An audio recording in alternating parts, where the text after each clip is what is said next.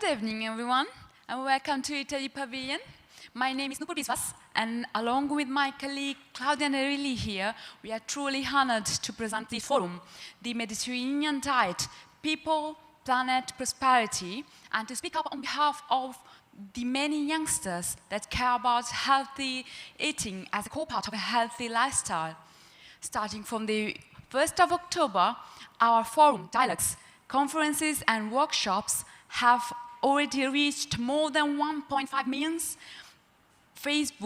viewers from Facebook and YouTube from all around the world, mostly from Europe and Middle East. We had more than 120,000 social interaction with, in social medias. Right now, we are on air in the official pages of FAO, of the Italian Ministry of the Agriculture and Forestry, of PRIMA, the Partnership for Research and Innovation for the Mediterranean Area, and Santa Chiara Lab of the University of Siena. And regarding the university's involvement, just next to this door, students and professors from 4 different Italian universities, Bologna, Ferrara, Parma, Modena, Reggio Emilia, spent the entire day discussing about food and agricultural sustainability. When you talk about food, we already know that food is life and nourishment, but it's also a powerful vehicle for values, cultures, symbols, and identity. Food promotes social integration and intercultural understanding. And this is exactly why the second goal of the 2030 goal agenda of the United Nations is to fight hunger, paying special attention to reduce the environmental impact of the agri-food industry. Eating is an essential part of human life, and the greatest challenge of our era is to be able to preserve the planet, feeding humans in a healthy way and taking care of the ecosystem that welcomes them. More and more young people are worried about how we are running out of our natural resources and about how much water we are wasting for our crops and livestock, when water is such a precious and scarce good. A model that's fully in harmony with this principle is the Mediterranean diet. The Mediterranean diet, 11 years from its nomination on the UNESCO list of intangible heritage of humanity, has become a real soft power for our country, capable of building an informed future that starts locally and works on a global scale, made up of history, culture, and traditions.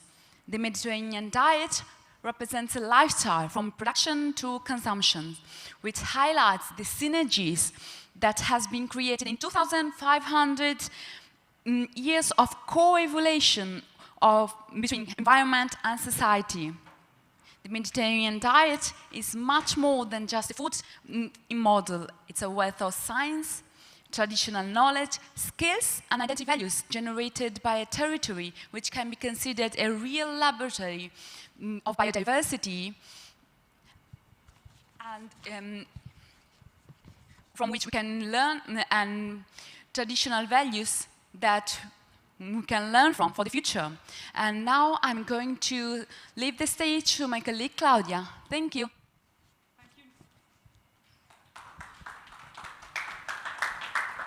Thank you, Nupur, and good evening, everyone. One principal challenge for the food and the agricultural sector is to provide simultaneously enough food in quantity and in quality to meet nutritional needs and to conserve natural resources for the present and the future generations. The Mediterranean region is experiencing a nutritional transition, where undernutrition coexists with overweight, obesity, and food-related chronic diseases. And this, of course, is having a negative impact on the health and the healthcare sectors. In these concerns, the European Commission intends to propose a mandatory nutrition labeling model by the end of 2022. One of the candidates is the Nutri-Score, which is a label which includes recommended components such as fiber or certain proteins in addition to sugar, fat, and salt content. This will give a value for the food in question, a unique value. This is considered to be the most understandable form of nutrition labeling, and this will help consumers to choose products that are more balanced and to make healthier food choices. The drivers of consumption patterns and the lifestyles are economic, technological, cultural, social, and political. And fundamental changes in the whole food systems are indispensable for achieving sustainable food and nutrition security in the Mediterranean region. Improving sustainable food consumption patterns requires sustainable supply chains, minimizing pressures on natural resources, including the reduction of water consumption, of food losses and waste, and the promotion of sustainable diets. One of the most important points is the development of a strategy of preservation and safeguarding the diversity of the Mediterranean food cultural heritage. So my question is, how would you solve the paradox in which the Mediterranean populations are moving farther and farther away from this dietary model? And secondly, what is the main challenge in exporting the Mediterranean diet abroad? Lastly, my question is whether we and you are doing the best we can, and you can, to achieve a cultural revolution in this field. I now leave the floor to Sara Roversi. And Sara, she's an experienced entrepreneur and thought leader in the food ecosystem. And in 2013, she founded the Future Food Institute, of which she's still the president. Thank you. Thank you. Thank you, ladies. They are part of the peer mentors of the Italian Pavilion. We're very proud of them because in our pavilion we have 38 amazing peer mentors that are going to stay here for 3 months, engaging with every conference, every scientist, every company, every policymaker, passing by and interacting, trying to debate. Every conference starts with their question. We want to be provoked by them. They can really inspire the move and the transition we need. So thank you so much for being here and for being passionate about Mediterranean diet. And why we're talking about Mediterranean diet today? So tomorrow is going to be World Food Day. And of course, we feel pretty lucky of being part of the Mediterranean heart of the Mediterranean basin, of the Mediterranean culture as Italy, because we are located really in the heart of Mediterranean. And so, of course, we wanted to show and share the knowledge, the history of something that is a global heritage, a UNESCO heritage.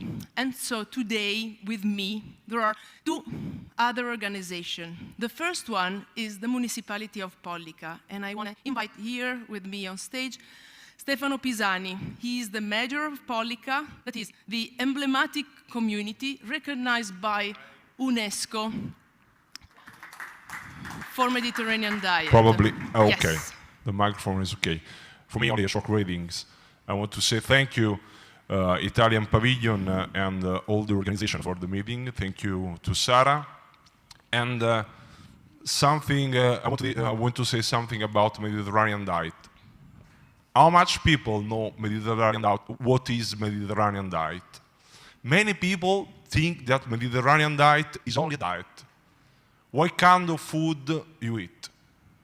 But not only. Mediterranean diet is also a lifestyle.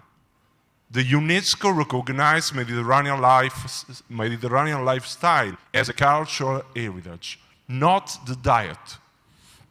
And many people know what does mean to have a good lifestyle. When you have a good lifestyle, probably you live long and well. In Italy, in the south of Italy, in Pollica, people live 100 years old. But less people know where is Pollica, where is Cilento. Cilento and Pollica is very important for Mediterranean diet, because without Pollica and Cilento, probably the UNESCO does recognize Mediterranean diet. It's in the south of Italy. Many people don't know the small village of Pollica and Cilento National Park, a very beautiful area, but it's not important only the beauty of the area. It's important the biodiversity, it's important the food, it's important people. And I want to close my short greetings, and I want to say an important thing. Now we have a big commitment for the future. We need to decide the way to do, the way for the future. And probably if we see only the center of the problem, the big city, the big problem, we don't discover many resources, the dormant resource, because the dormant resource is on the margin of our planet. So also Pollica, Mediterranean diet, and many other resources are on the margin. We need to discover, we need to use, and build new model for the future. Thank you, Sarah. Thank you to everybody. Thank you so much. You are touching a very important point, unveiling the dormant resources, and this is a resource that we have since 2,500 years. And now I want to welcome Paolo Bonaretti, that is Good afternoon. the representative of the Italian cluster of food, agri-tech, technology in agriculture. We are here thanks to the cluster, the national cluster, representing Italian industries, food industries, Italian academics, universities, research centers. So the entire ecosystem of food innovation in Italy is represented by the cluster, and we're here, and we want to join forces because we strongly believe that to keep everything in balance, we need always to be focused on people, planet, and prosperity. And so thank you so much, Paolo, for being with us. And please. Thank you. Many thanks to the Future Food Institute, to Sarah as the president of the Institute. Many thanks to the Italian Pavilion and to the municipality of Pollica. As you said, Cluster Clan is the cluster that put together the main universities and the research center, the main industries and the main territories in which the agri-food production and technologies are developed in Italy. And for us, Mediterranean diet is the base of our work and is the future of our work. Because the Mediterranean diet is really a complex system, in which based on interplay of many substances, many botanicals, many items of the context. And the interplay of all our biodiversity in the Mediterranean area, that is the big biodiversities of the world. And in this field, we think that this complexity is really have a science and technology basis that will be developed to create a new model of development that are saving resources, that are sustainable, that are providing food security for all the world. And in this field, we have to manage complexity of the biodiversity, complexity of culture, complexity of people, and the complexity of our environmental resources.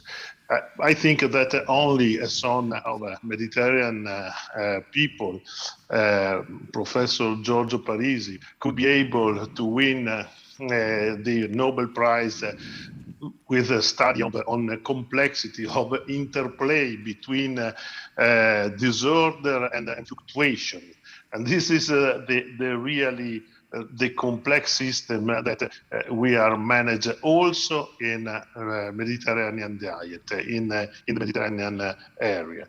And we can study models based on new nutrients, nutraceuticals, new active principles that are able to create new diets based on the Mediterranean way, and provide food security on the Mediterranean way. And in this field, we are thinking to the frontiers of the research on, for instance, on microbiota. That is one of the main points that could be able to give health and good life to the people all over the world, saving resources and respecting the environment. And in this field, our effort with SARA, with the municipality of Polica, with all the countries that are facing the Mediterranean Sea, is to create new model that could be able to be the leader models in the world to feed and to give health to the people of the world in a concept of One Health, of one big concept of One Health that is comprehensive of food, health system, pharmaceuticals, nutraceuticals, and so on. And this is our effort, and we want to go faster and beyond all with all of you, the participants, and that I want to thanks and in this meeting, and I want to especially hello to an old friend, Maurizio Martina, that I think is be able to speak as just now. Thank you so much, Paolo, and see you soon, because we are going to be back again here at Dubai Expo in February for the Week of Food, together with the World Food and Research Initiative, the forum led by the cluster. And now, I want to tell you something about Mediterranean diet, because my institute, the Future Food Institute, started in 2013. And when we started, we really wanted to achieve something that was not called Sustainable Development Goals, because in 2013, we were just understanding that there were big pain caused by our bad food choices, by our bad decisions as food entrepreneurs, and we started understanding that actually our daily choices related to food have a tremendous impact on the health of people and the health of the planet. So I spent like almost 9 years talking about food tech, food innovation, how we can tackle SDGs through food, but then the pandemic started. And when the pandemic started, I had the chance to bump into the big concept of Mediterranean diet. That was not what I was thinking it was until the day before. At the beginning, I was thinking that Mediterranean diet, it's a diet, something you should follow for your health, that is, of course, sustainable, but I never considered all the big values behind Mediterranean diet. So the pandemic arrived, and I had the chance to bump into Cilento and Italy and the origin of Mediterranean diet. And I want to just tell you a very short story, because the first time I met the mayor of Polica, he invited me to go down southern Italy. There was a pandemic, the entire country was completely shut down, and he told me, I'm going to tell you what is Mediterranean diet for us. And he brought me inside an archaeological park, and he told me, Mediterranean diet starts here. And we started talking about philosophy, Parmenide and Zeno, 2,500 years ago. They were already starting debating about the need of finding a balance between humans and nature. And after that, we started exploring the history, understanding that in the same area, exactly in the same area, in the medieval era, started the first medical school. And the first medical school, that is the medical school from Salerno, didn't start just thanks to a doctor that was born in Salerno, not at all. It's a medical school that started thanks to knowledge of Mediterranean, thanks to the Arabic knowledge, thanks to the Jewish knowledge, thanks to the Greek and the Latin knowledge. And they started working together, understanding that you need to work around prevention. And there was starting the first medical school of the Western world. But by chance, in the same area, after the World War, the scientists Ansel and Margaret Keys, that probably are, so Ansel Keys is probably the most famous dietitian and physician of the last century. He invented the ration K.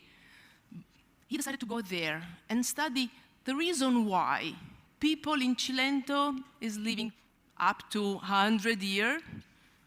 They're not living, surviving up to 100 years. They're living healthy. They are living healthy up to 100 years. And so he started studying the reason why. And he invented the name Mediterranean diet. So after the World War, the first publication came to life, and the world started thinking about this new concept. Studying the reason why people living in this area are sharing the same way of living, the same way of understanding food, sharing food. And of course, science is telling us that it's also one of the healthiest diets. And by chance, is also one of the most sustainable diets in the planet. And then, of course, we had so many reasons that gave us the opportunity to find out that this is something that has been recognized as a world heritage. So this is something that is not belonging just to Italy. Of course, we feel that we are at the epicenter of that, because the geography is telling that. History is telling that. But the 7 emblematic communities are something that are representing the entire Mediterranean area, geographic area. And I want you to see that, because I strongly believe that Expo is the perfect platform to start to connect those dots and start to share this culture and this approach at the broader level. So this is the reason why we decided today to talk about Mediterranean diet in this environment.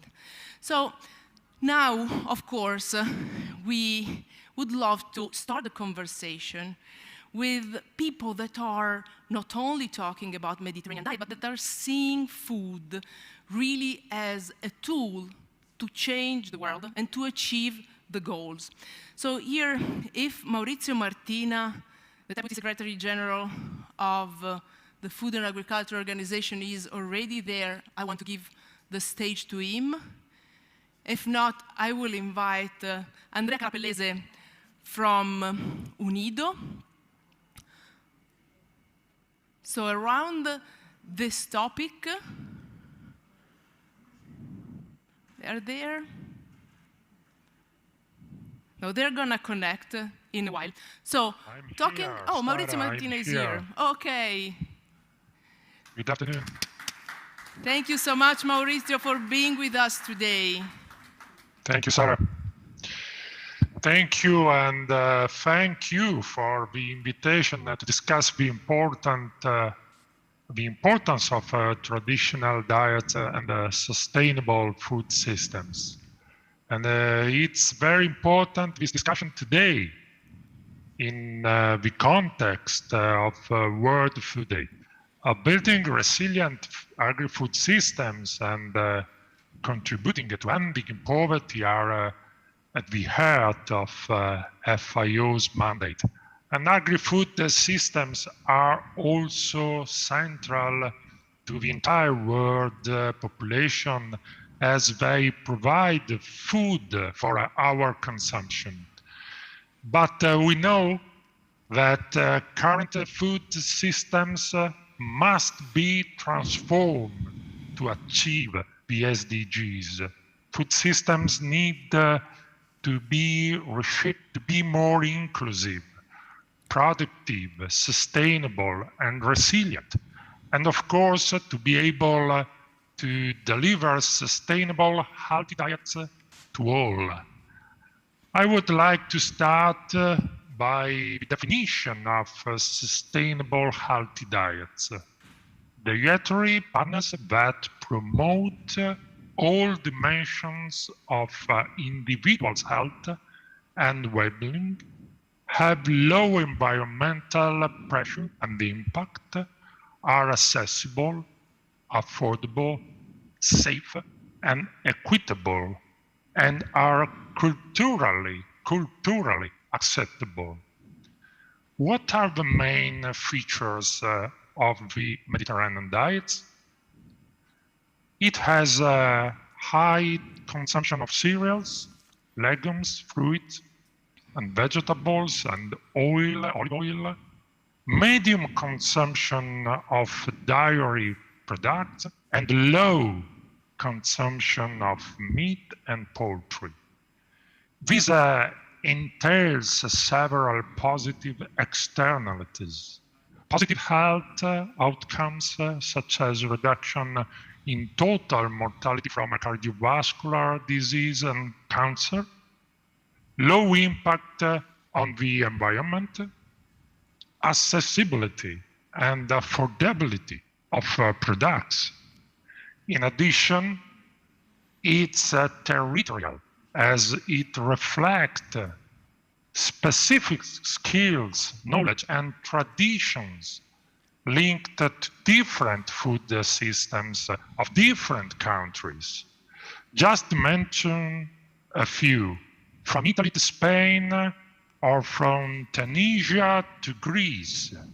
In fact, we can say that the principle upon which the Mediterranean diet is founded have a universal scientific and cultural value beyond the Mediterranean region. And these universal principles can be applied in other local contexts to promote sustainable development and healthy diets and lifestyles. The principle of a Mediterranean diet provides a transversal contribution to the implementation of the 2030 agenda. For example, with regard to the eradication of extreme poverty and hunger, achieving sustainable production and consumption, and responding to the climate change. Clearly, the Mediterranean diet is a driver for a sustainable development. It preserves and promotes agricultural and food heritage in a specific location territory, contributing to sustainable development. It values local knowledge, biodiversity, and in particular, agroecological characteristics. That's why I think there are important synergies between the Mediterranean diet and the work stream of FAO. And in particular, with the global important agricultural heritage systems and geographical indication approaches. Concretely, I see many that FAO can promote healthy and sustainable territorial diet like the Mediterranean diet, contribute to valorization and preservation of typical products, strengthen the market dimension for the local production, promoting livelihood, employment, and economic growth, strengthen value chain coordination and producer association as a key component of the local governments, promote gastronomic tourism, and build synergies between policies and incentives for agriculture, rural development, environment, culture, and tourism. I also wish to mention the support of Italy in promoting sustainable diets together with FAO, but also through funding the SFS MED platform, a multi-stakeholders effort together, SIAM and the Union of Mediterranean, the FAO Alliance on the Mediterranean and traditional diets. We work with us, we work for the project of the Food Coalition, and discussing is ongoing on one global diet approach. I don't believe that this is the right way. This is no future in a global food homologation. The future will be in a new discovery of food plurality. Plurality is the key. And of course, traditional and local healthy diet, like a Mediterranean diet, play an important role in this effort. Thank you very much, Sarah. Thank you all. Thank you so much, Maurizio Martina, Deputy Secretary General of the Food and Agriculture Organization of the United Nations, but also former Minister of Agriculture of our amazing country. But then, talking about Mediterranean diet, and now we achieved the fact that basically we've been declared as one World Heritage. So in 28, there were 4 countries starting to apply to this procedure. So there were Greeks, there were Italy, there were Morocco, there were Spain. But considering that this is a multinational application that is absolutely considering the value of being diverse, of course, this is an open platform and it's an open process. So in 2011, Mediterranean diet was declared as a World Heritage, but then in 2013, 3 more countries entered in the coalition.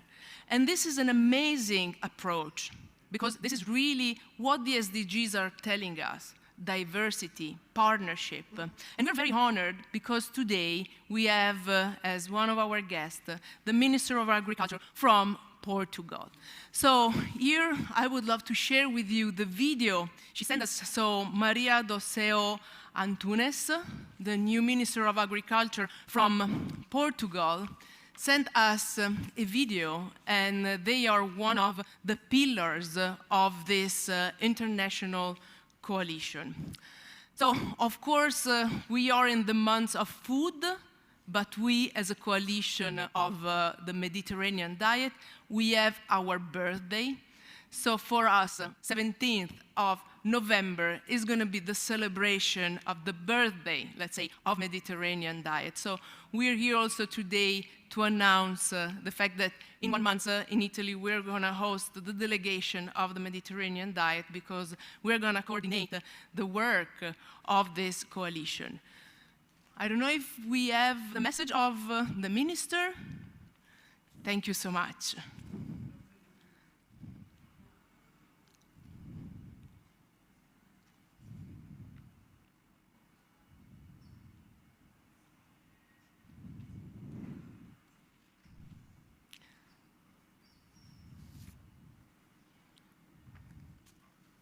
Começo por agradecer a oportunidade de falar da dieta mediterrânica neste palco da Expo Dubai, que junta nações e culturas, representa um passo muito relevante na promoção deste património. Um património que tem em si tantas dimensões do funcionamento da sociedade e do dia-a-dia de cada um de nós.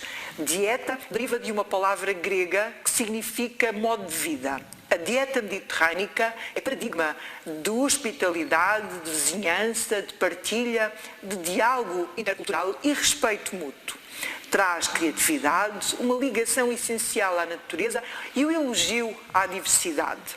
Falamos de um património comum e partilhando com outras comunidades da bacia do mar Mediterrâneo. E é este modo de vida mediterrâneo, este conjunto de saberes, rituais, símbolos e tradições que vão da paisagem à mesa, que queremos salvaguardar, preservar e passar às próximas gerações. A dieta mediterrânica é ainda uma das dietas mais nutritivas e saudáveis. Está associada ao aumento da longevidade, da melhoria da qualidade de vida e da redução das doenças crónicas. E os cidadãos estão cada vez mais conscientes da importância do seu papel enquanto consumidores, bem como do impacto das suas escolhas e decisões alimentares. É urgente inverter a tendência da obesidade e do excesso de peso em toda a União Europeia e nos países desenvolvidos. A dieta mediterrânica é uma poderosa aliada na transição para o aumento do consumo de vegetais, frutas e alimentos não processados, mas também no reforço da aposta numa abordagem preventiva. E num contexto em que temos de responder aos efeitos das alterações climáticas, a defesa de uma dieta alicerçada nos recursos endógenos e na valorização dos territórios representa um contributo que achamos crucial no cumprimento dos Objetivos do Desenvolvimento Sustentável. Estamos, desta forma, a promover sistemas alimentares mais sustentáveis numa lógica multidimensional, ou seja, a nível ambiental, incorporando as orientações presentes no Pacto Ecológico Europeu e na estratégia do prado ao prato, mas também do ponto de vista económico e social, contribuindo para o combate às desigualdades e assimetrias. Em 2013, a dieta mediterrânica foi incluída na lista do Património Cultural e Material da Humanidade da Unesco, numa candidatura que envolveu 7 países da bacia do Mediterrâneo. Com mais inovação e produção de conhecimento, vamos em conjunto continuar a trabalhar pela sua salvaguarda e projeção, sempre numa perspectiva multidisciplinar e sem fronteiras. Porque, como referi, a dieta mediterrânica é um património que une e cria pontes. Um património que, contando tanto do nosso passado, vai certamente continuar a contar do nosso futuro coletivo. Muito obrigada a todos e bom trabalho. So thank you so much to Portugal. So Cyprus, Croatia, Portugal, and then Greece, Spain, Italy. So it's a big coalition. And we love coalitions. So Italy, a few months ago, has been hosting a big summit, the pre-summit of the World Food System Summit of the United Nations. And during the summit, actually, there were also the G20, hosted always in Italy. And so during the G20 of International Cooperation in Matera, we announced, together with FAO and UNIDO, a food coalition that is focused on Mediterranean food chains. And we're doing this with UNIDO, and I'm very pleased to have here with us Andrea Carapellese from UNIDO ATPO Italy. And together with him, we are starting connecting some of the countries part of the coalition, like Morocco, like Italy, like Greece, like Spain, but we decided to open up the countries a little bit. And so I would love Andrea to share what we are doing together, showing that this is really an approach, developing a platform, developing ecosystem, and joining forces to build prosperity. Exactly. A multilateral approach, a really multilateral approach in order also to ensure the valorization of the territories and the concept of, again, innovation in tradition. Many thanks, Sarah, and greetings to all the eminent speakers and to our audience.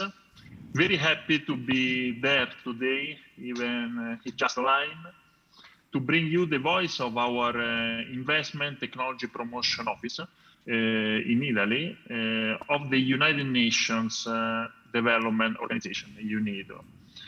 Well, our specialized agency, as far as you know, promotes industrial development for poverty reduction, inclusive globalization, and environmental sustainability, giving a key role to agribusiness, agro-industry, and agro-food tech in general. First of all, because agriculture is still the backbone of local economies in most of emerging countries of the world, but also because sustainable investments, applied innovations, and technologies are strategic drivers to unlock the untapped potential of these areas, turning current challenges into future.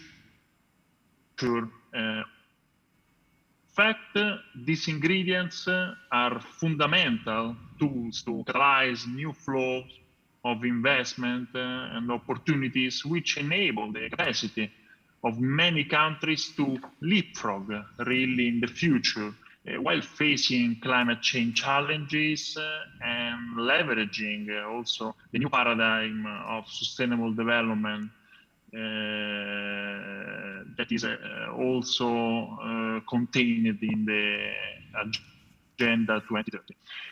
Through our interventions, we try to escape from the logic of non-profitable cooperation, shifting from the concept of aid to the concept of co-development, paving the way for an even more impactful role of the private sector in transferring suitable innovative technologies and solutions in developing countries.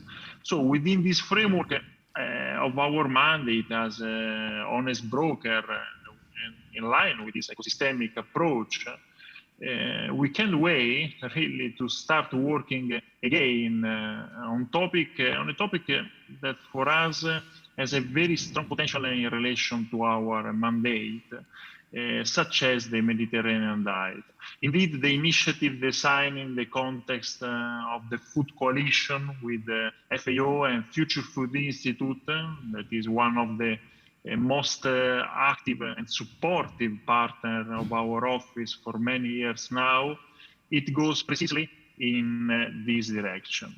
First of all, supporting local agri-food system transformation in selected Mediterranean countries, intervening on the most iconic and traditional and also sensitive supply chains of the Mediterranean diet. Secondly, providing capacity development and technical assistance to relevant local institutions and smallholder farmers, with a strong focus on youth and women that are really strategic component of the agricultural environment in those countries, in those areas, and scaling up innovative solutions, leveraging from one side local content, local traditions, and also the role at the international level of the private sector in developing sustainable and inclusive partnership. Because the public sector, the United Nations agencies, has a critical role to play in enabling good conditions for improving primary sector. But we all know that the most disruptive, successful transformation in agribusiness, generally speaking, are business-led. Well, I don't want to use more time of this wonderful panel. Thank you again for the attention, for the invitation, and congratulations for having organized again this multilateral platform based on the crucial concept of Mediterranean diet. Thank you so much, Andrea.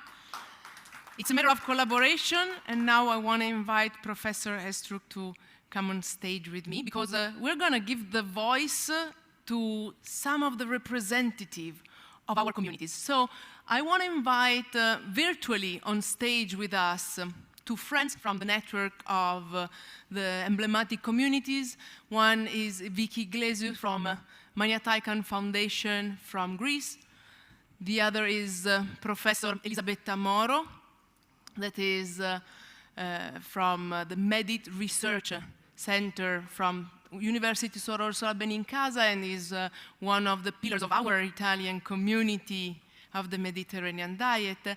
And then we have Professor Ramon Hestrup from Spain, the president of Parallelo 40, but also representing here the Mediterranean Diet Foundation. So those are three voices of our communities. And let's say, I want to start from, let's start from Italy.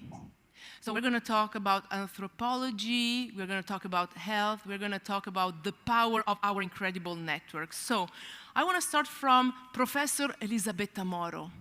You have been part of the process studying the principles, the values, the stories, the life of our Mediterranean heroes.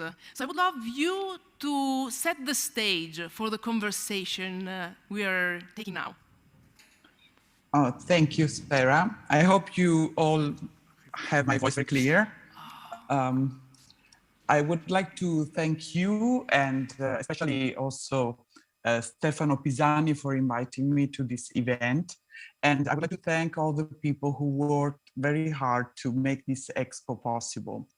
I would say that food has always been the real gasoline of human history, the material energy of bodies, brains, societies, and emotions.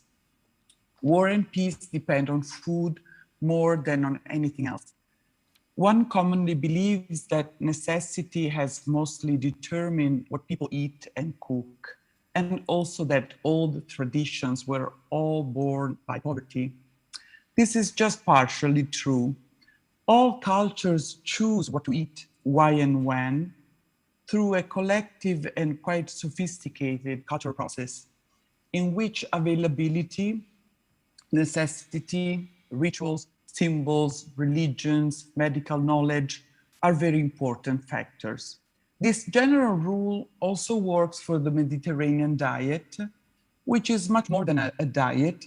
It is a lifestyle, as we all know, a sign of identity. It's the story of centuries of cultural exchange in a small sea in which 28 centuries ago, when the Greek poet Homer was writing the famous poem Odysseus, any information or merchandise could go from one port to the extreme opposite just in 7 days. To us, 7 days may seem a long time, used to as we are to one-day delivery by Amazon. But at that time, if you sent a bottle of olive oil from Rome to Paris, it took 24 days in order to arrive, 7 by sea versus 24 by land. Since trade by sea was the fastest and less expensive way to move goods from one nation to the other, at least until 1 century ago, the Mediterranean Sea has always been an impressive hub that promoted exchanges of food products, culinary knowledge, and meetings of different cultures. That's why the Mediterranean diet is the effect of a very empowered interaction of people, institutions, ideas, and traditions, which cooperated for centuries in a specific geographical area. A certain way of farming, nourishing, feasting, praying, producing goods, and worshiping gods. In the meantime, the Mediterranean diet is the result of a forward vision that has recognized a coherent system of feeding, which could not be seen by natives. Indeed, 2 American scientists, Ansel Keys and Margaret Honey, discovered the Mediterranean diet in Italy in 1951. Professor Keys was a physiologist of the Minnesota University, and his wife, Margaret, was a biologist and chemist of the Mayo Foundation. Thanks to the Keys researches, today we are talking about this culinary heritage. It's well known that doctors and scientists consider the Mediterranean diet one of the healthiest diets in the world because it prevents cardiovascular diseases, heart attacks, diabetes, and obesity. Indeed, the World Health Organization recommends to follow it. Plus, it is also a very sustainable food system, and FAO is promoting it as well. 11 years ago, UNESCO recognized the Mediterranean diet as an intangible cultural heritage relevant for humanity. No culinary heritage received this honor before. And I underline culinary heritage because the Italian food has a very long story, and indeed also all the Mediterranean food. And many of the products of the Italian food are masterpieces of the Italian food art. I would say food art. The expression of a particular love for food and beauty, handmade products and perfection, taste and elegance, conviviality and hospitality, 2 faces of the same coin. That's a good reason to visit Italy, and in particular to spend some time in Campania and in Cilento, because this is the best way to experience the Mediterranean lifestyle in an holistic way. It's a unique possibility to touch personally the meaning of history and its value for the next generations, using a special password that is Mediterranean diet, which opens the door to the future. And I thank you all. We love it. Mediterranean diet opens the doors to the future. Thank you so much. And now I want to involve Vicky Glezou from Greece.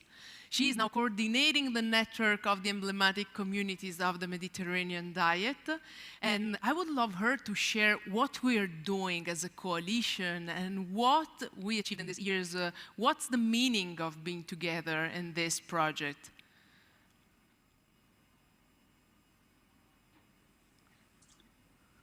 Hello. Hello, Sarah. Hello, distinguished participants. Good afternoon. First of all, I want to thank Sara Varoversi for inviting me to participate at this very important event. And I keep from Professor Moro, Professoressa Moro, the quote, food art. I loved it. If you let me, I will use it. Thank you very much. So, it is a common belief that the Mediterranean diet, it's not just a dietary model. It is a lifestyle, and at the same time, it's the best example of the perfect balance between what is good for man and right for the planet. So, as for the things that we are doing all these years, after the inscription, the first inscription on November 16, 2010, we had meetings, yearly meetings, where we were talking about how to promote and safeguard the Mediterranean diet. On the 21st of November 2021, during the online government meeting among the 7 states and their emblematic communities, Greece undertook the coordination of the network, aiming to further empower our cooperation in terms of actually supporting and promoting our common goal.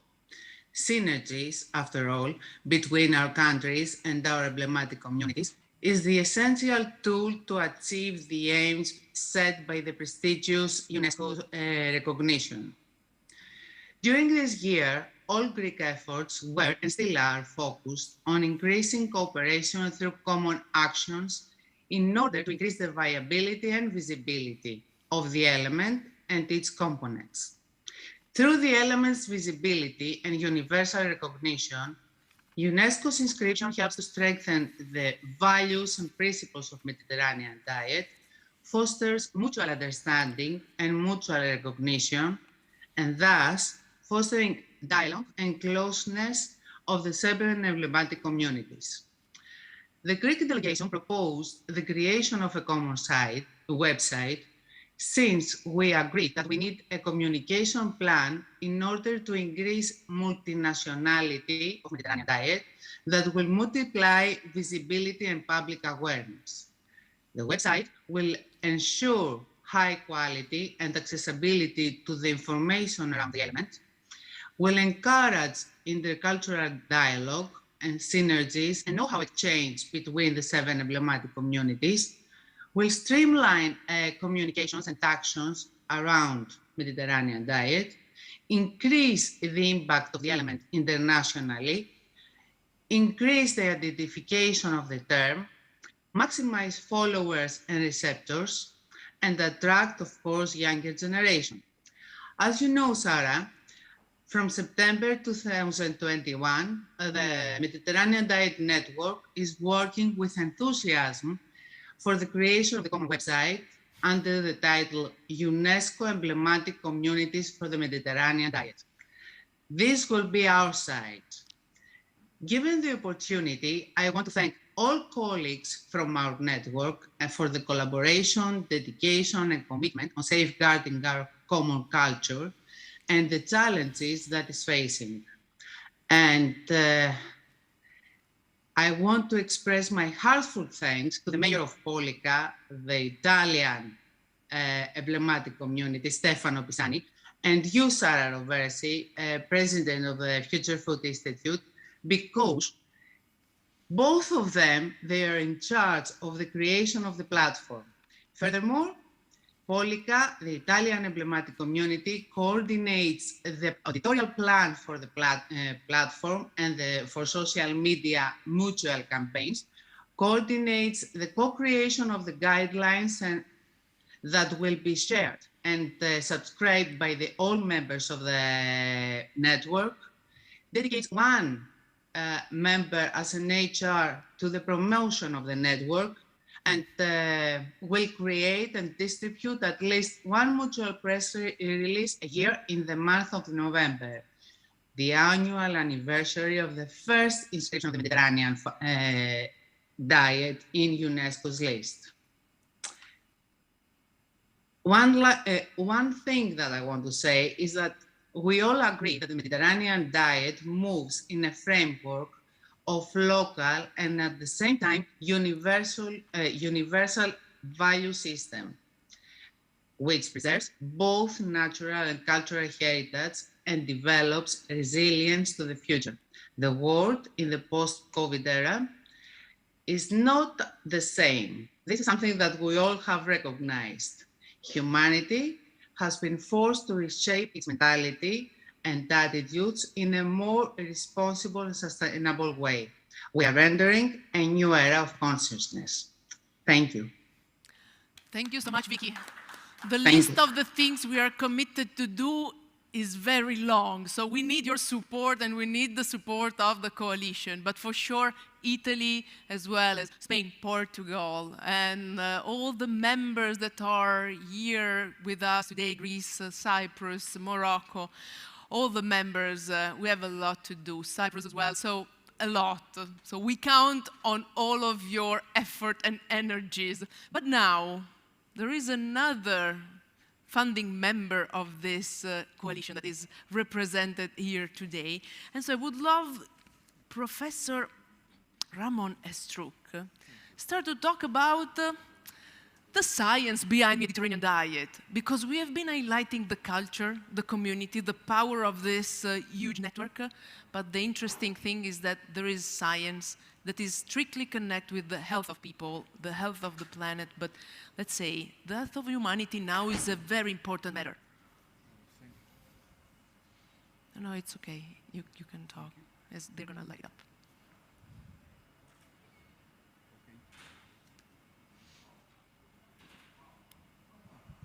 Okay, thank you. Thank you for the invitation and your kind words. I would like to tell us what will happen with Mediterranean diet and the problem may have Mediterranean diet in the future. So all agreed that Mediterranean diet is the highest health diet of the world. Maybe there are others that are also higher healthy, like Nordic diet, or Dutch diet, flexitarian diet. So we have demonstrated in the last 15 years that Mediterranean diet prevents against cardiovascular disease, against diabetes, against obesity, against Alzheimer, and against some types of cancer. And we have demonstrated it with the highest level of scientific evidence, because we perform randomized clinical trials comparing Mediterranean diet with other diets. So we truly believe that Mediterranean diet is one of the healthiest diet we can recommend to our friends, to our patients. The problem we have now that the young people don't like Mediterranean diet. They prefer other kinds of diet, like vegetarian diet or even vegans. So we are seeing now in our hospital, I am working in Barcelona in a hospital, a lot of young ladies especially that prefer to be vegans than to follow the traditional Mediterranean diet, because they say that it's not on fashion, so it's an old diet. And this is not true, and you have to work in this field, because some studies, one from Sophie I think works in Florence, in Italy, compared the vegan diet and Mediterranean diet, and he demonstrated also with the highest level of scientific evidence that the vegan people have some health problem like a loss of vitamin B12, etc. and Mediterranean diet don't have these problems. So when you compare what is now in fashion with our old traditional Mediterranean diet, always wins the traditional Mediterranean diet. But you have to continue to work to put it in the right position. This is in the top of the diets we can recommend to our patients or our subjects, especially the young people. So young people now has a problem of obesity, has a problem of another nutritional deficiencies, and so on. So we have to recommend them the problem, and we can discuss how we can recommend to the young people to follow the traditional Mediterranean diet. There's plenty of YouTubers and influencers, etc., that's talking about several types of diet. This is not, they are not truly healthy. So we have to fight against this current of opinion that believe the Mediterranean diet is an old diet. We have demonstrated that it really works and really is tasty. So you can enjoy very well of the Mediterranean diet because it's tasty. But sometimes we lose this war because YouTubers or some other people believe that can be another kind of diet more on fashion. This is my opinion. So we have to continue to fight in favor of Mediterranean diet, but we have to sell it to the young, the Thank kids you and the so young. much. And I want to thank you because you are connecting to the next topic. Here we were talking about people and how Mediterranean diet is crucial for the health of people, also related to our eating habits and our lifestyle. But now I would love to jump into the second topic, that is planet and nature, and invite here on stage another scientist that is approaching health from another perspective, because here we're talking about the perfect balance. And of course, we have to think about our eating habits, but also where we are living, how we are living. And so what we started together with Major Pisani in Pollica was a very interesting lab that is called Mediterranean Mind Lab, trying really to understand, analyzing our brain functions, living in this kind of environment, and understanding which are the biodiversity, the humidity, all the different natural elements surrounding us, or how all of those elements are impacting our health. And so how also is beneficial to live in specific areas, considering, of course, Mediterranean as our ecosystem in which we are living. And so I would love Professor Andrea Bariselli, if he's connected. 1 minute. Because he has a very interesting angle. And of course, I've been talking about 2,500 years of history, but here we're talking also about the future. So Vicky was telling us, this is a door to the future. And so, of course, I strongly believe that we need to connect those dots. But let's say, your foundation, the Mediterranean Diet Foundation, you are part of the scientific board. This is something that you are researching since many years. I'm thinking how you are also considering this for your dietary approach within your country. Is Mediterranean diet really something that also next generation are adopting as a lifestyle? That's the problem, that maybe not so many people, because we have in Spain a lot of obesity, even in kids, young people with hypercholesterolemia, young people with hypertension. So some of the things are changing, and we believe that, well, of course, all believe that the dietary pattern and lifestyle is a key factor in protecting against these diseases, against obesity, against several cardiovascular risk factors like lipids or disorders or hypertension. So, and we're trying to teach in the schools how to eat better. And the problem is that the grandfathers and the grandmothers of the kids knows how to eat.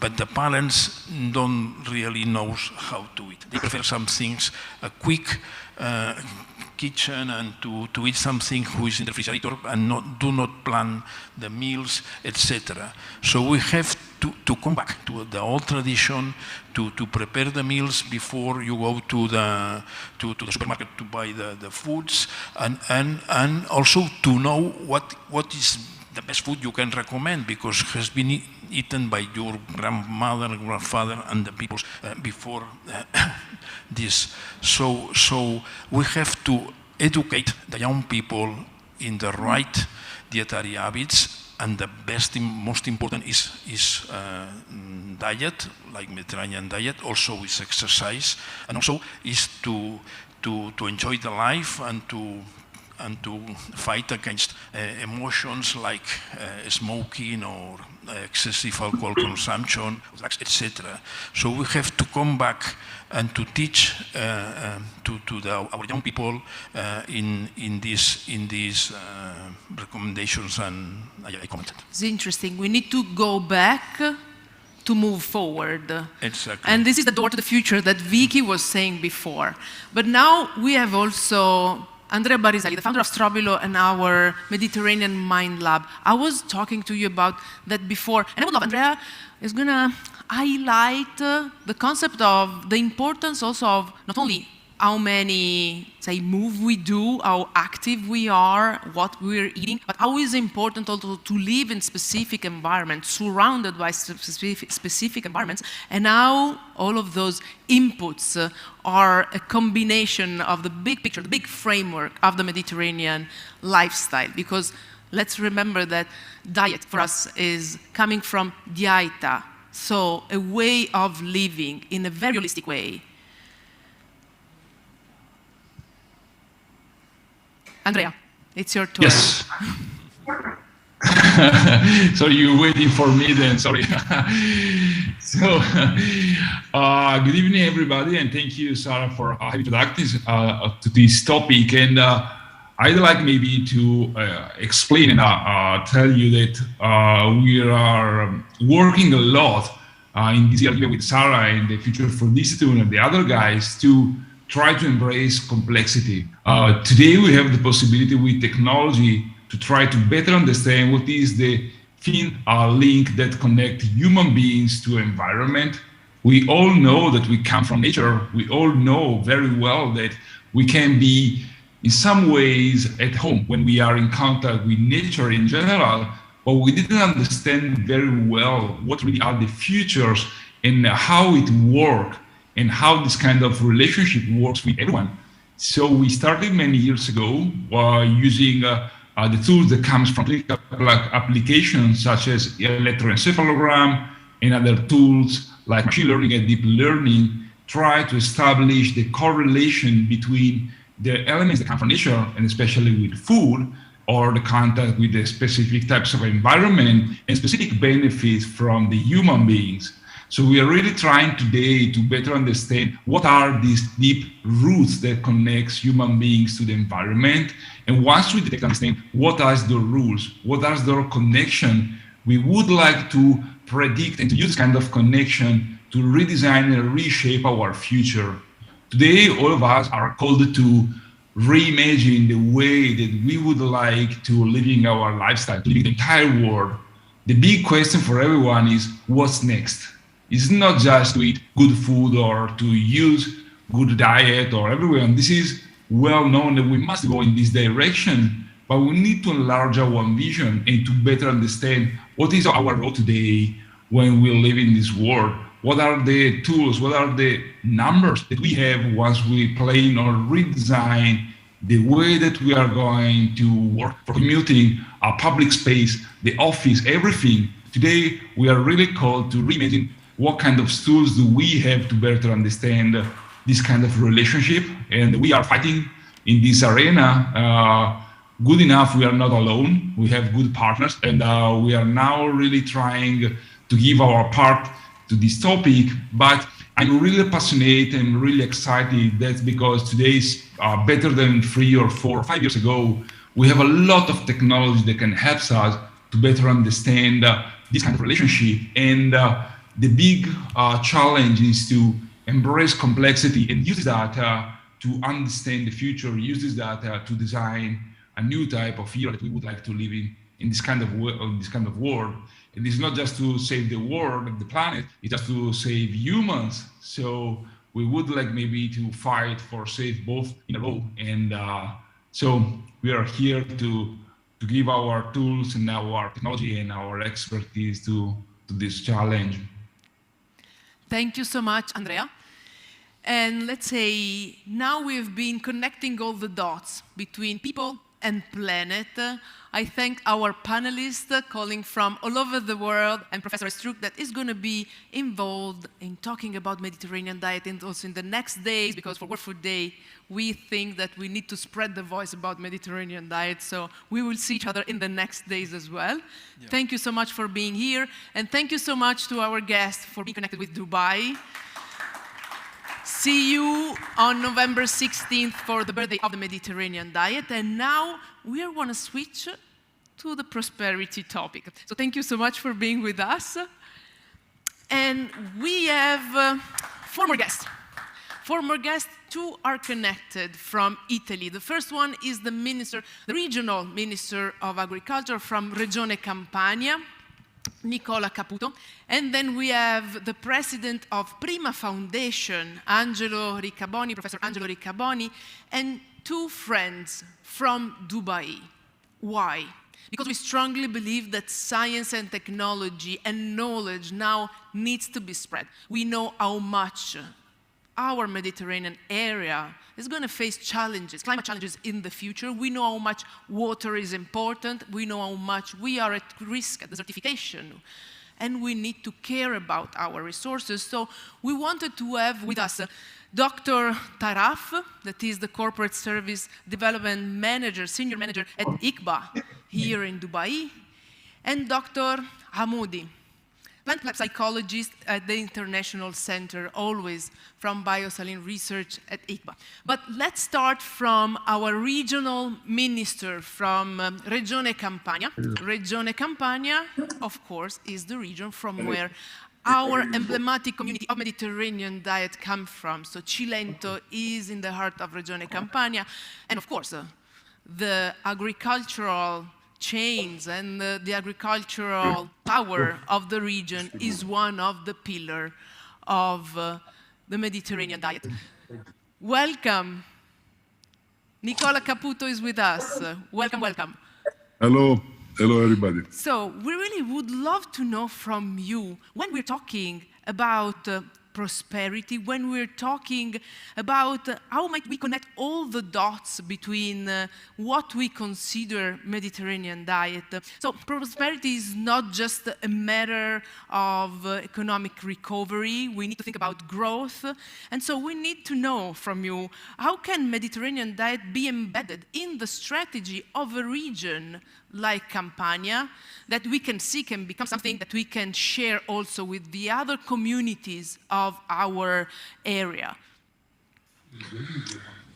Thank you. I'm really honored to be here, and I'd like to thank you all for this unique opportunity to share ideas and strategies on the Med diet. You know that the Campania region is the cradle of the Mediterranean diet. In this perspective, we are perfectly aware of its dimension of world heritage, and we live as our own responsibility to the capacity to design policies for the future that have the Mediterranean diet in their core. Prosperity is the real outcome of this our daily effort. Big accomplishments lead to greater prosperity, not just financially, but in all aspects of life, and health is the best. Our region is the managing authority of one among the biggest European investment plans for agriculture and rural development. It's more or less 3.6 billion euro budget overall that we invest to support our agricultural ecosystems. Agricultural ecosystems means farmers, innovators, communities as a whole. Our agriculture is made by big companies that are the frontier of innovation. By the way, the real backbone of our strength and our competitiveness is made by agricultural craftsmen, small companies, small volumes of production, a constant dialogue with the territories and local communities. They are not mass producers, but they were and they are the real caretakers of our prosperity. They kept seeds, they kept land and farming, even when it seemed not to be rational or convenient to play the role of niche farmers, of seeds keepers. From that courage, we can now count on more than 250 biotypes of legumes, 58 protected origin labels, and Campania can be considered as one of the global hubs for rural biodiversity. This is the frame of our policy and our commitment. Prosperity is a legacy and a common good. This is a vision that cannot be turned into reality without the communities. Prosperity has to be a common goal and a common effort.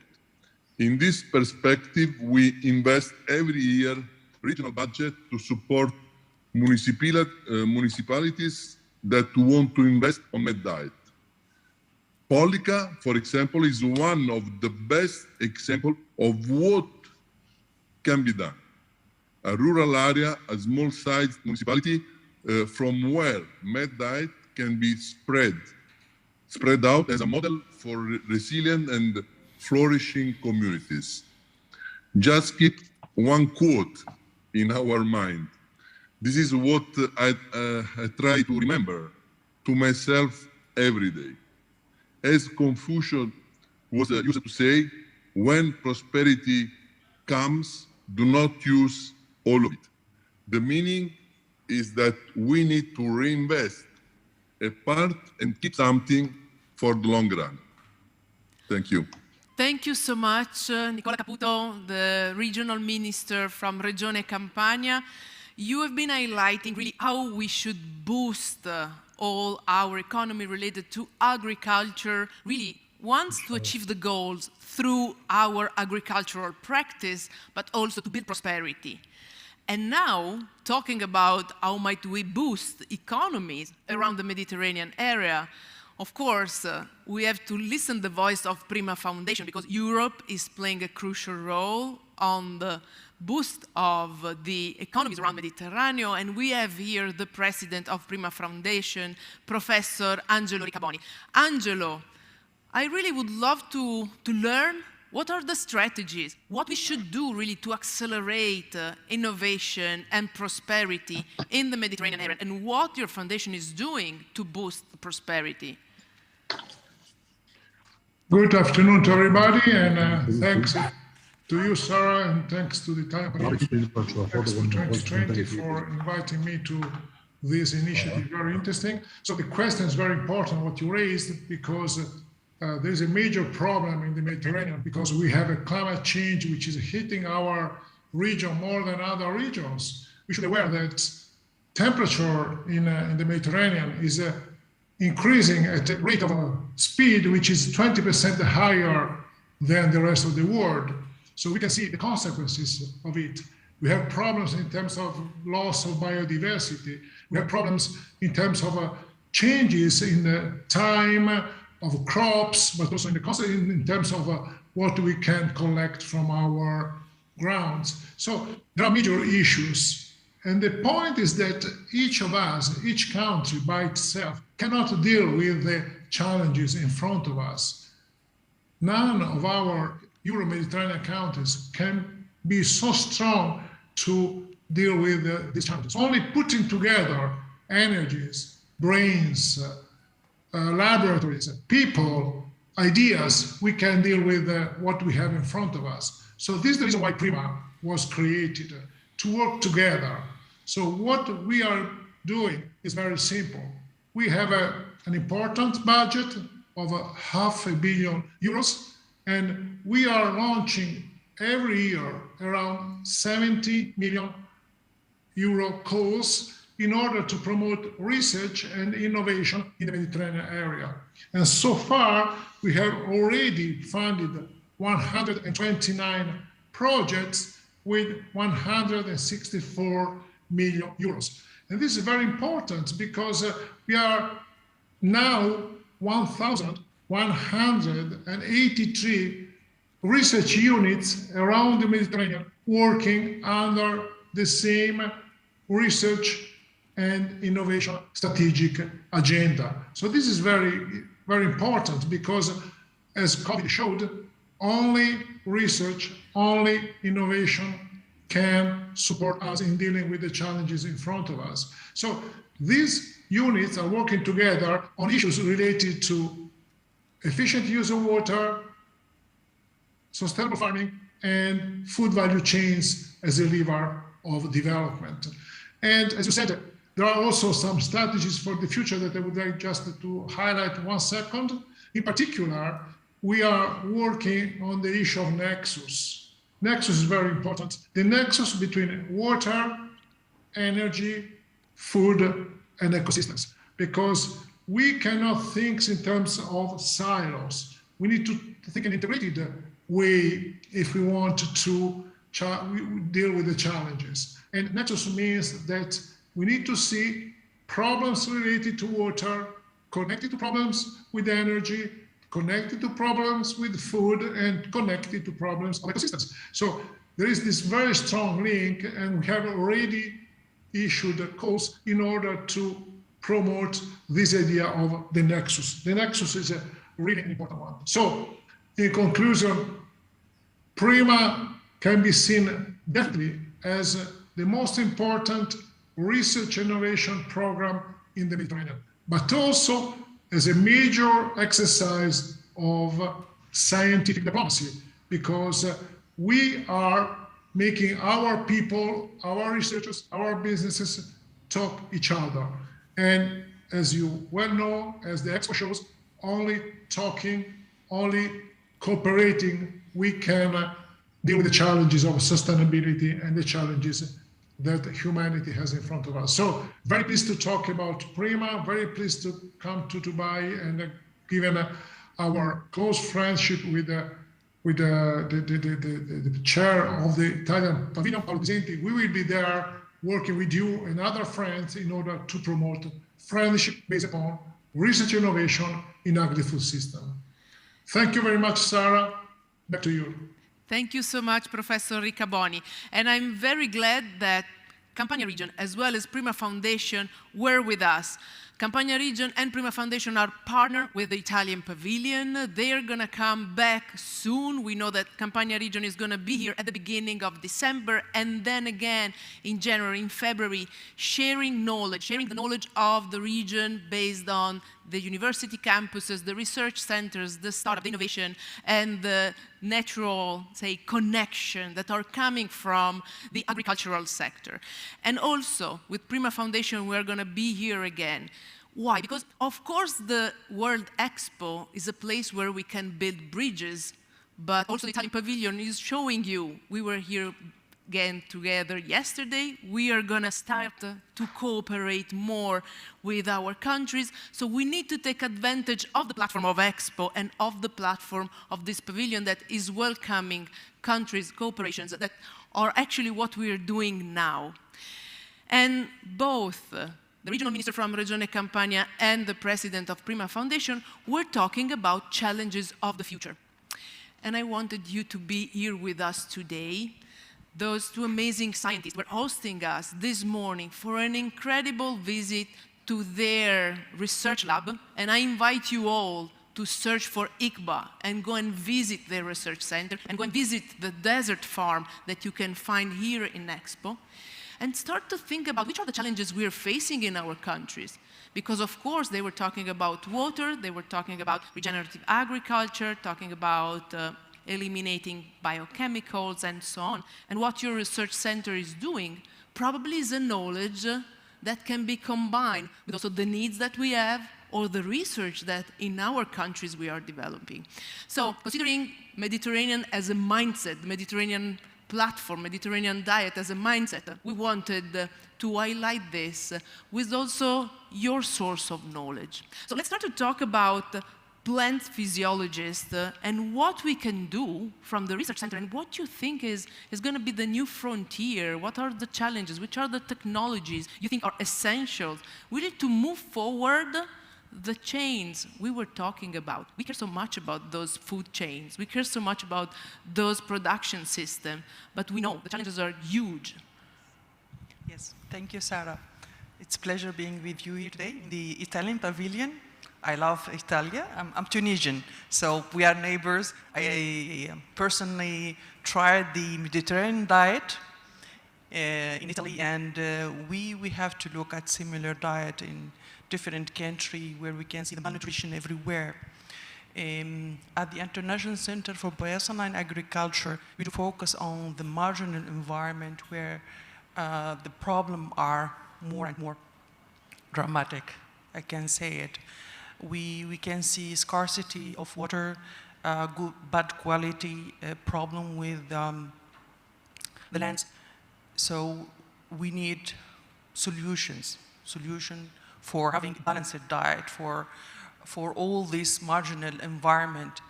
And we do focus, and we need to do everywhere, not only in this environment, on the women and the youth.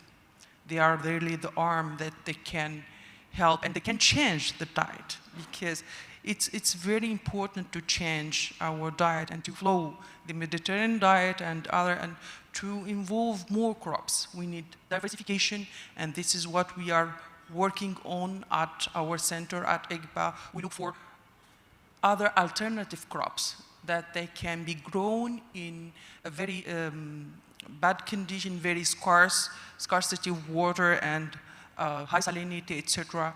And they are nutritious. They are highly nutritious, like the quinoa. I believe many of you, they know about quinoa. There is other, like amaranth, many other crops that they are neglected, but they are very nutritious and they can be included in the diet of Mediterranean diet or any other diet. We focus on the youth because they are the energy, and if they really receive the message, I love it, the word that Mediterranean diet is open the door for the future. This is true. We have to look at the people, specifically the youth and the women, because when you work on these two dynamic people, you really tackle the entire family and the entire world for me.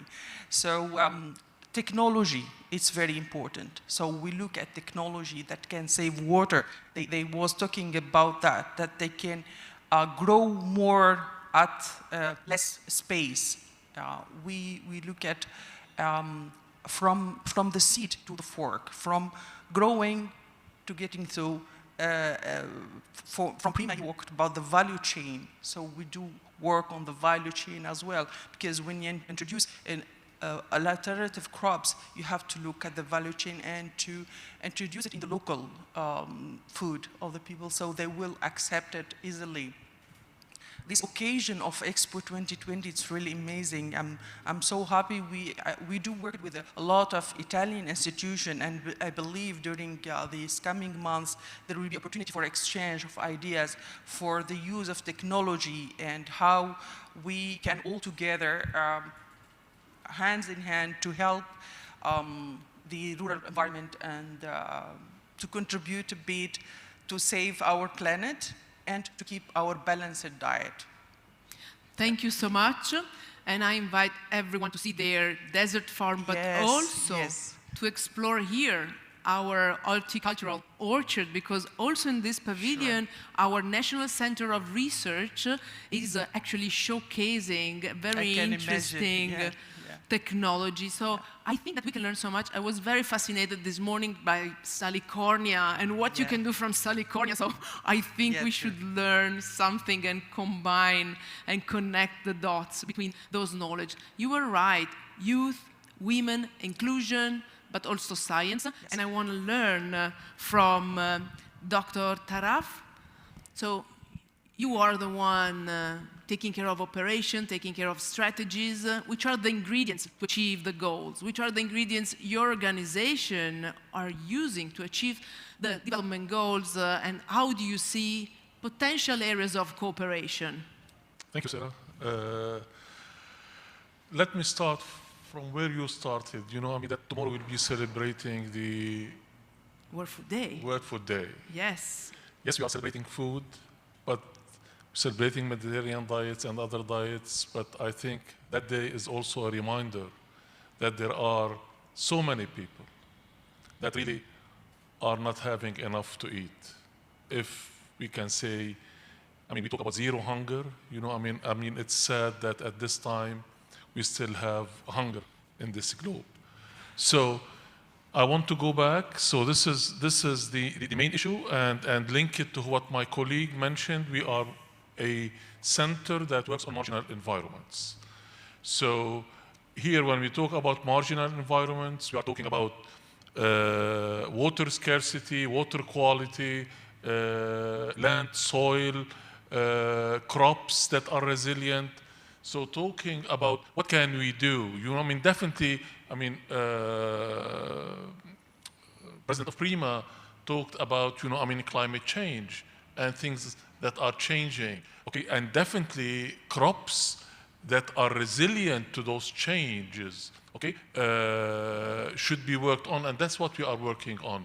You know, I mean, developing crops that are resilient to drought, to temperature, to biosaline, trying to make the best out of what we have. I mean, the desert farm is an example. You know, I mean, this aqua agriculture system where we are linking, you know, I mean, aquaculture, you know, I mean, growing fish, you know, and linking it to also growing crops, okay, using sort of bad quality water, you know, I mean, that's not used. Okay, so we are trying to make use of this water. We are trying to make use of such crops like Siliconia that you mentioned. And if I can take it further, you know, I mean, again, talking about the value chain, so talking about Siliconia, I mean, when I first moved to this center, you know, I mean, I come from an academic background, okay, but I've never heard about Siliconia before, frankly. Okay, so when I moved here, so I mean, what's Siliconia, you know? So this, and then I learned more about Siliconia, and I learned more about how to use Siliconia in diets, you know, and then that's why we had also developed what's called the Halophytic Kitchen, okay, where we, again, have certain diets, I mean, Siliconia burger or Siliconia cake or I don't know what. Okay, so those are definitely areas at the level of food, at the level of crops, at the level of research in general, you know. So those are things that definitely we can work on together, because again, I believe personally, and I think our center's vision is to really support those areas and those people who live in those marginal environments. Thank you so much. So with ICBA, actually, we are together partner of the Food and Agriculture Organization Learning Academy. So we know each other since quite a bit of time. And I thank you so much for the work you're doing and for being here, spreading the knowledge, and for being here, wanted to connect and do things together. So I know we're going to see each other pretty soon. Thank you so much for being here today. And we are about to reach the end of this journey. Thank you very much. Thank you very much. We're going to see each other tomorrow to celebrate World Food Day. And now, before we're closing, I want to invite on stage a friend, Benedetto Zacchiroli. He is the president of ICCAR. That is the Coalition of Inclusive and Sustainable Cities from UNESCO. Why cities? We have been talking about rural areas, we have been talking about agriculture, we have been talking about natural environment. But if we want people to shift lifestyle and shift diets, we need to start also talking about what's the role of food in cities, how people are connected through food, and overall, how we are embedding all the elements we have been talking about until now. So with an, say, integral ecology approach, considering economy, prosperity, diplomacy, cultural aspect, human aspect, social aspect, and environmental aspect, all together. Benedetto Zacchiroli, you always have the toughest job. Connect the dots at the end of the journey. And we are very pleased to have you here with us, representing a network of UNESCO that is probably one of those organizations connecting the dots more than anyone else. I need a mic. You need a mic. Yes. Sorry. Thank you, Sara. And thank you, the Mayor of Polica. Thank you, the Italian Pavilion, to invite me.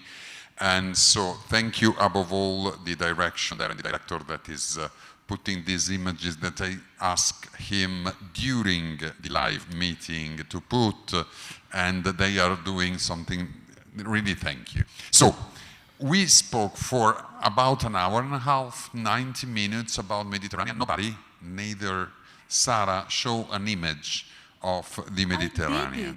With really? all the cities, yes. Yeah, with Chefchaouen, Soria, Tavira. It's okay. This image is without cities, is without border. When we think at the Mediterranean basin or the Mediterranean area, we have to forget the borders, the countries, the city, the human things on that area.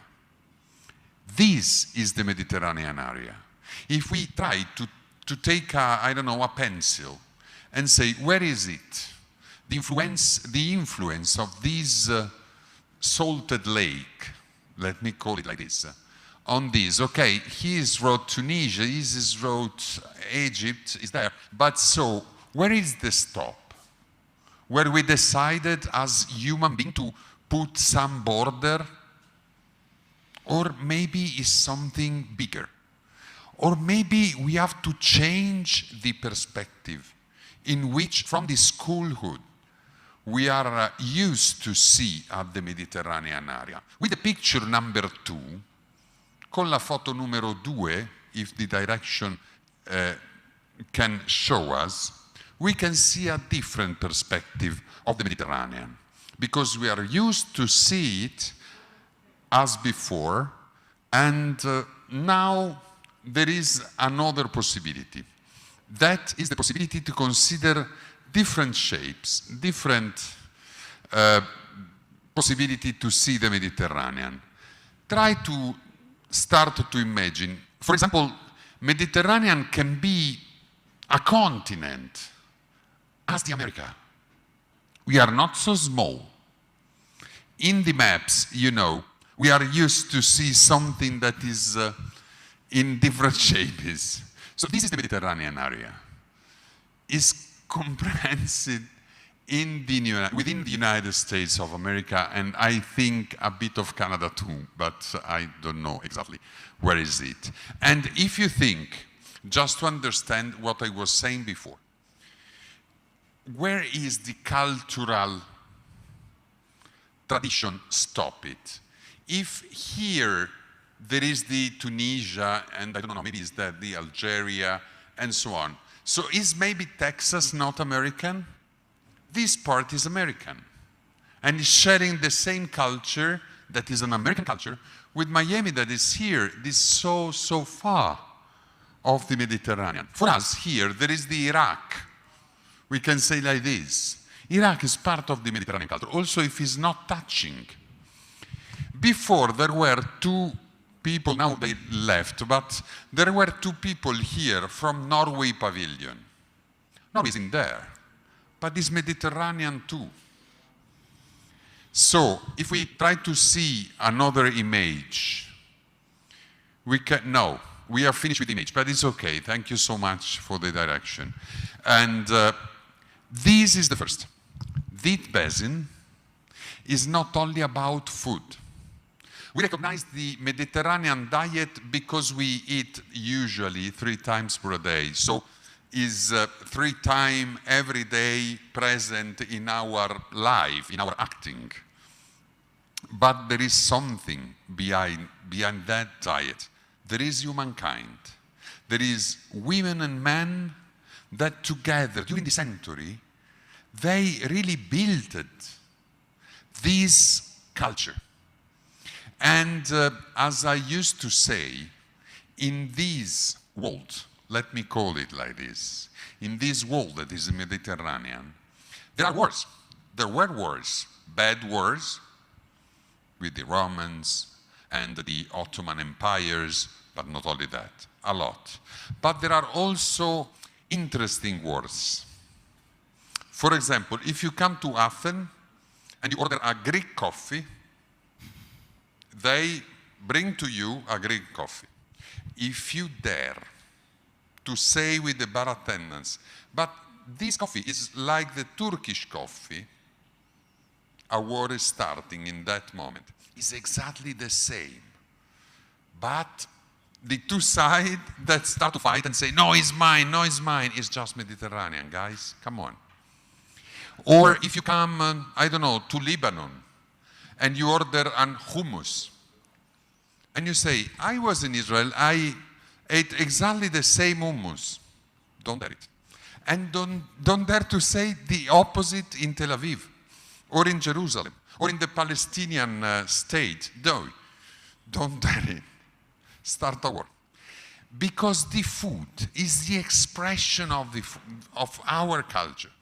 And the Mediterranean culture is something spreading all around the world. It was a good colonization, let me say like this, of that part of the world. So, why? Because in that area, we learned how to build imaginary bridges among different cultures. And now, today, we can talk about a Mediterranean culture. And maybe Italy, that is like a bridge in the middle of that, has more responsibilities in front of this heritage, in front of UNESCO. How a network of cities of UNESCO, that is a network of sustainable and inclusive cities, sorry. I'm the president, sometimes it's like this, can act and interact. Because the cities, as the expression of a community, are the place in which that tradition is playing, is acting, is in there, in our streets, in our squares, in our family, in our table, where the hospitality, the Mediterranean hospitality, is acting day by day, first of all.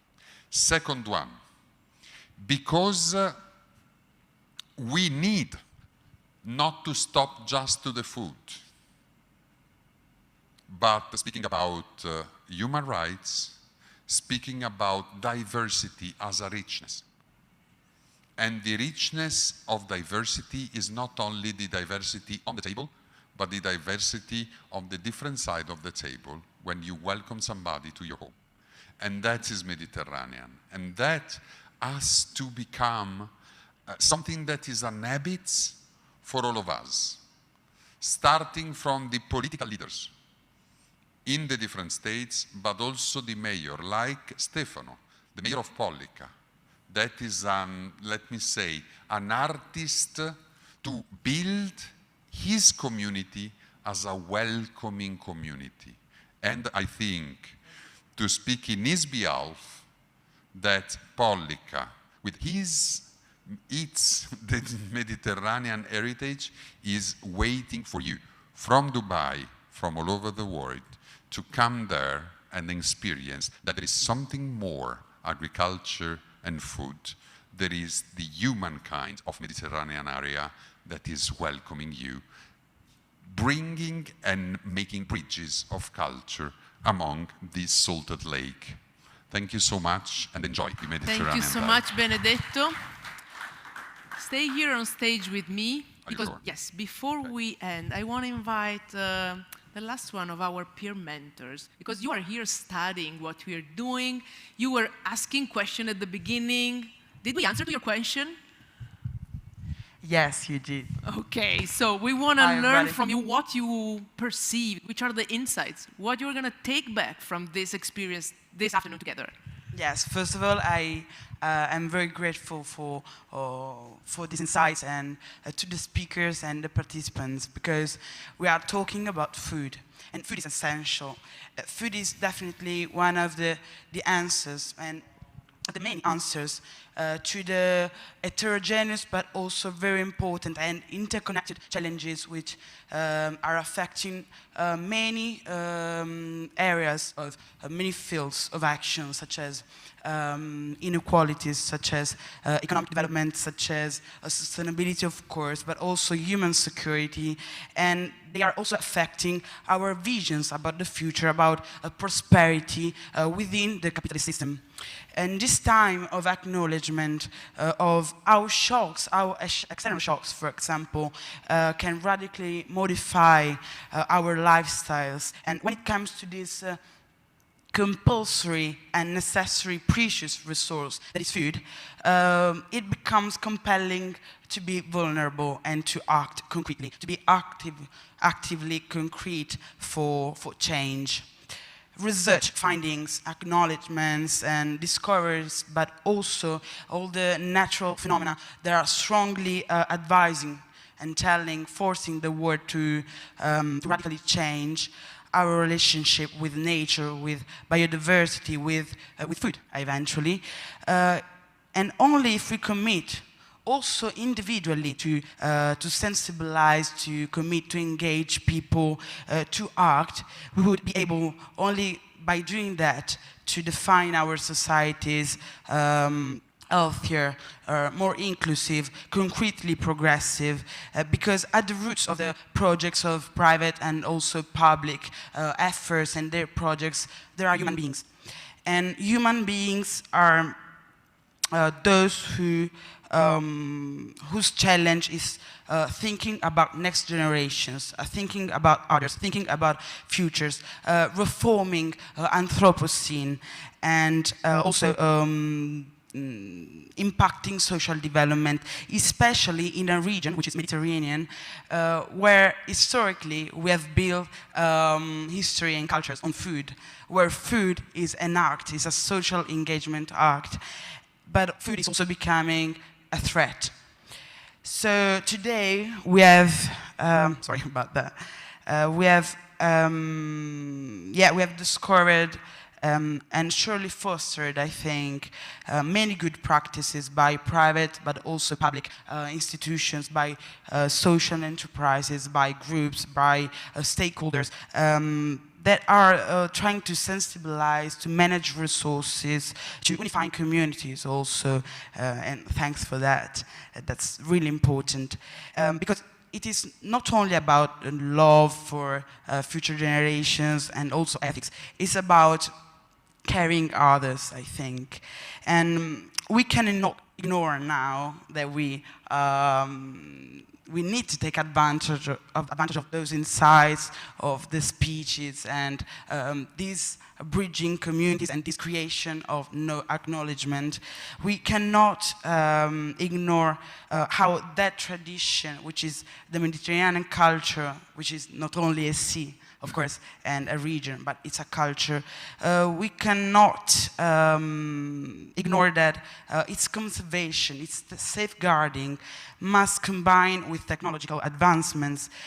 How precious is respecting and safeguarding also biodiversity for a better relationship with nutrition, with health, but also with human development.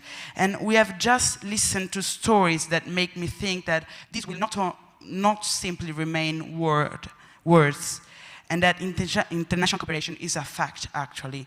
And I'm very, now I'm very proud of this, and I feel a lot of trust for this. The medical also and the academical communities are engaging and gathering more and more to spread their voice about the power of the Mediterranean diet and impact of food on health, environment, and economy. So we cannot ignore those efforts, and we must build our individual impact on that, because otherwise there will be no development, which is the key goal of these acknowledgements, of course.